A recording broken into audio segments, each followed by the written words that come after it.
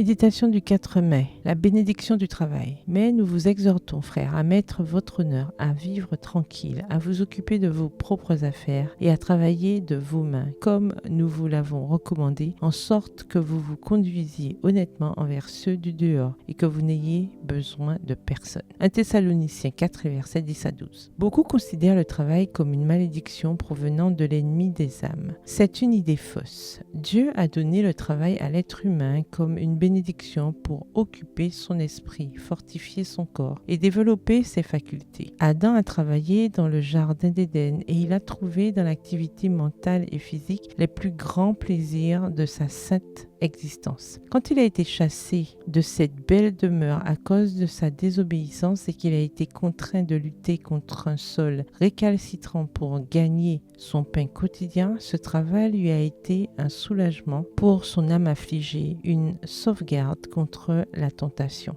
Un travail judicieux est indispensable au bonheur et à la prospérité de notre race. Il rend le faible fort, le timide courageux, le pauvre riche et le misérable heureux. Nos diverses responsabilités sont proportionnées à nos diverses capacités et Dieu attend des retours correspondants pour les talents qu'il a donnés à ses serviteurs. Ce n'est pas la grandeur des talents possédés qui détermine la récompense, mais la manière dont ils sont utilisés, le degré de fidélité avec lequel les devoirs de la vie sont accomplis, qu'ils soient grands ou petits. L'oisiveté est l'une des plus grandes malédictions qui puissent s'abattre sur l'homme, car elle est suivie du vice et du crime. Satan se tient en embuscade, prêt à surprendre et à détruire ceux qui ne sont pas sur leur garde, ceux dont les loisirs lui donnent l'occasion de s'insinuer dans leur faveur sous un déguisement attrayant. Il n'a jamais autant de succès que lorsqu'il s'adresse aux hommes pendant leur moment d'oisiveté. La plus grande malédiction qui suit la richesse est l'idée à la mode